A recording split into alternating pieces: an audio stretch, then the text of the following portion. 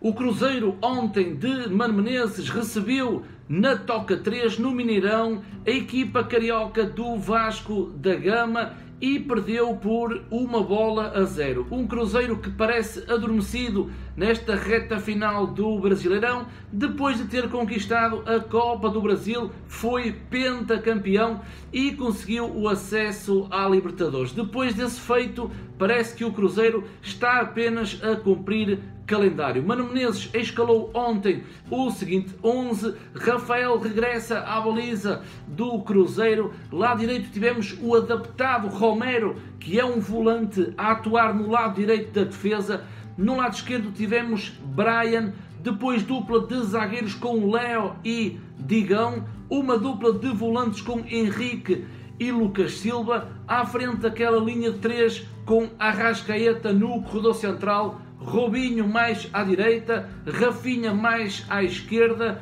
e na frente solto Tiago Neves. Um Cruzeiro que entrou na partida adormecido, lento, sem intensidade, sem agressividade, com jogadores que parecem que estão a cumprir calendário e a camisa não pesa, e o facto é que deixa-me completamente indignado a prestação do Cruzeiro dentro das 4 linhas. Eu falo primeiro sobre os comportamentos de jogo referentes ao modelo de Mano Menezes e depois no fim passo os melhores momentos e comento as jogadas não só do Cruzeiro como também da equipa visitante, neste caso do Vasco da Gama. Um Cruzeiro que se apresentou em campo contra uma equipa fraquíssima, não gostei do Vasco da Gama, não me surpreendeu este Vasco da Gama, apesar de ter vencido, e o Cruzeiro continuava com aquele jogo sofrido que primeiro sofre e depois vai correr atrás. Uma primeira fase de construção,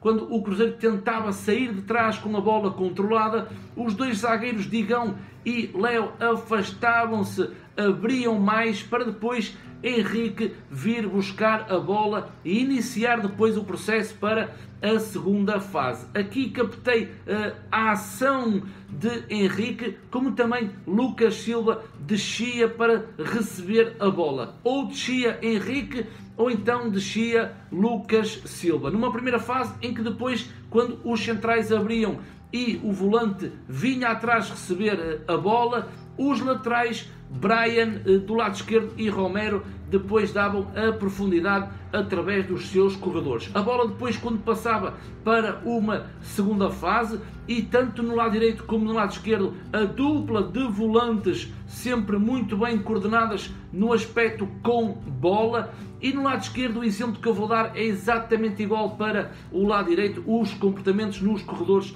laterais. Era Brian que depois dava a profundidade ao seu corredor, quando Rafinha assumia movimentos mais interiores. Rafinha procurava a superioridade numérica no meio campo do Cruzeiro e libertava o corredor para as investidas de Brian. Lá está, no meio, Lucas Silva dava o apoio mais à esquerda, quando a bola se situava no corredor à esquerda, e depois no lado direito era Henrique que dava o apoio. De reparar que quando a bola estava no lado esquerdo, o posicionamento contrário ao lado da bola, reparem onde está Robinho. Robinho procurava muito os movimentos interiores quando a bola estava do outro lado. Por isso, ou subia Brian, ou então quando não dava para Brian subir no corredor, quem dava a largura era Rafinha. Rafinha abria, alargava a frente de ataque do Cruzeiro e no aspecto mais recuado a dar o apoio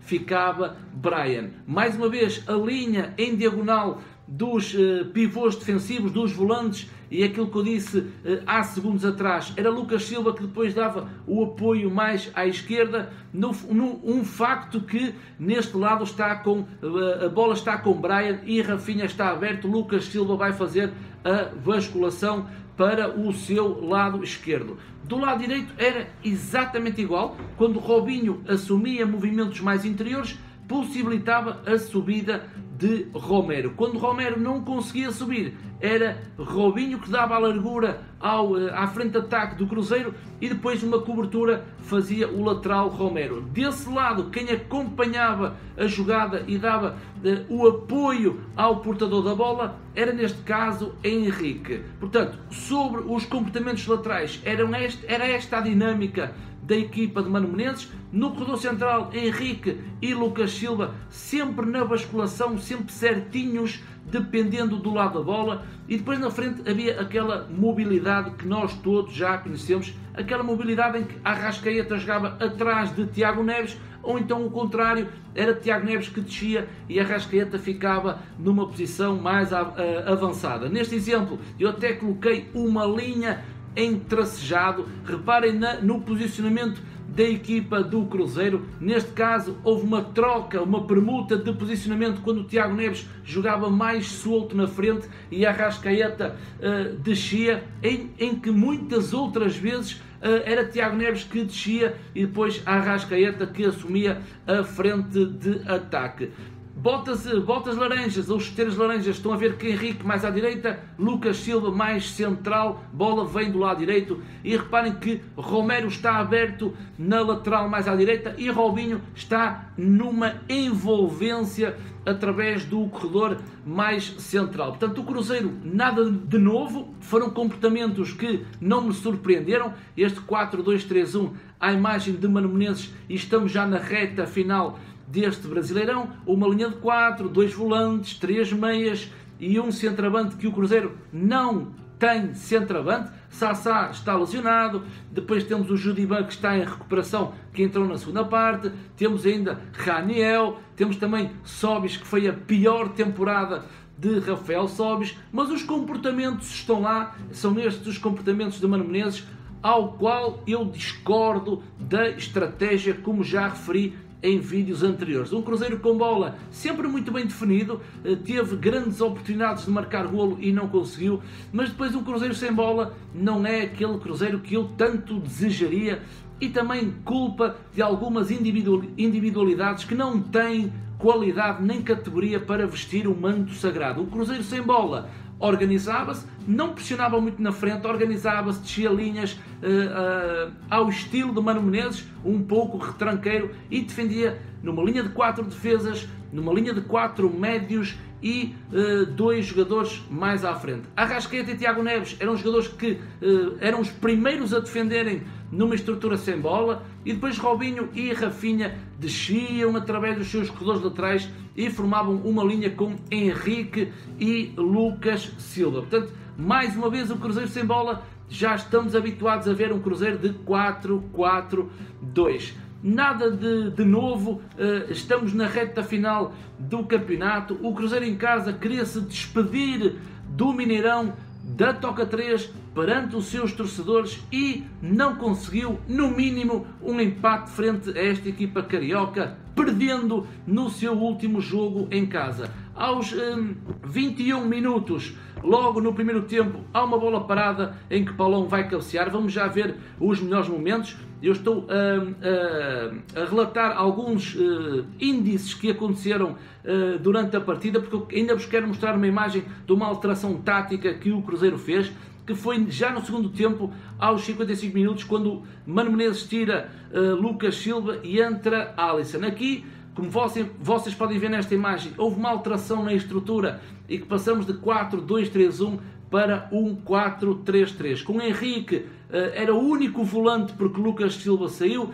À frente ficou Tiago Neves e Robinho. Lá está, aqui numa troca posicional, porque era Arrascaeta que estava mais atrás e Tiago Neves mais à frente. Mas reparem no triângulo do meio campo, um 4-3-3, 3 médios com 3 avançados a contar com extremos. Henrique primeiro volante, Tiago Neves e Robinho.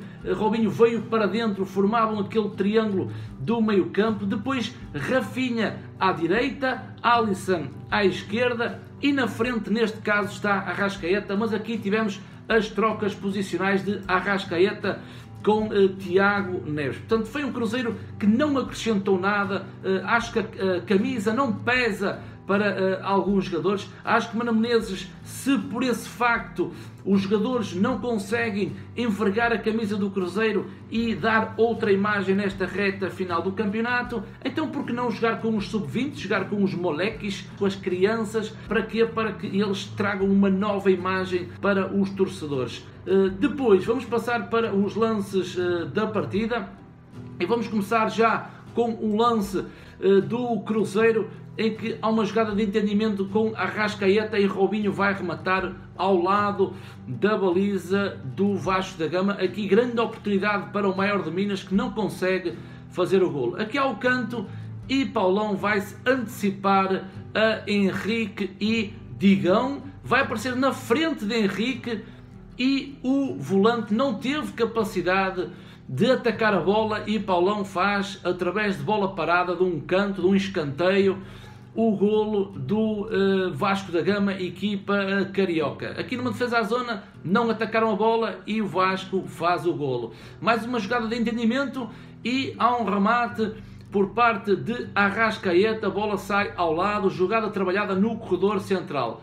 Cruzeiro continuava com investidas de Rafinha, vai fazer o passe, Arrascaeta vai rematar com o seu pé esquerdo e há um defensor do Vasco que consegue tirar a bola. Cruzeiro mais uma vez, passe longo de Robinho e Tiago Neves faz uma recepção de peito e não consegue fazer o golo da equipa de Mano Menezes. Rafinha mais uma vez, jogada individual, faz um passe e mais uma grande defesa com uma grande oportunidade para a equipa do Cruzeiro fazer o empate. Cruzeiro tentava, só que não conseguia. Bola parada, bola na área e mais um lance muito perigoso para a equipa de Mano Menezes, que não consegue. Era Paulão, parece-me que era Paulão que ia encostar a bola e um defensor consegue cortar. A única vez que o Vasco vai à baliza num contra-ataque, poderia ter feito o segundo golo, não fosse o corte de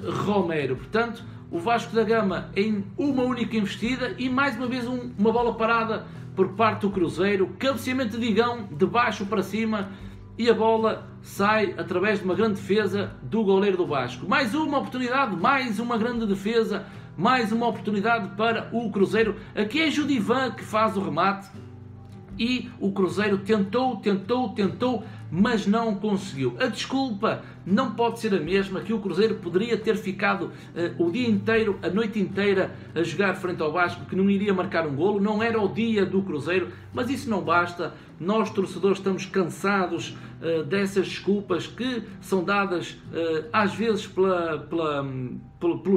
pelos seus treinadores e pela comissão técnica. Não basta. Cruzeiro tem que ser um Cruzeiro mais forte, tem que ser um Cruzeiro que respeita a torcida. A torcida pagou o bilhete para ir ver o último jogo no Mineirão, neste Brasileirão, e o Cruzeiro sai de lá com uma derrota. Resta-nos agora um jogo, vai ser no Rio de Janeiro, frente ao Botafogo, e o Cruzeiro mantém assim a quinta posição com 56 pontos. Está no G5, fomos pentacampeões da Copa do Brasil, estamos na Libertadores, mas o Cruzeiro precisa urgentemente de contratar jogadores para colmatar aquelas posições que são mais fracas. Mais tarde vou fazer um vídeo sobre as possíveis contratações do Cruzeiro, dando a minha ideia, a minha opinião, e espero que tenham gostado de mais um vídeo dedicado ao nosso Cruzeirão cabuloso, que é o nosso maior de Minas, e para o ano vamos ter outro time,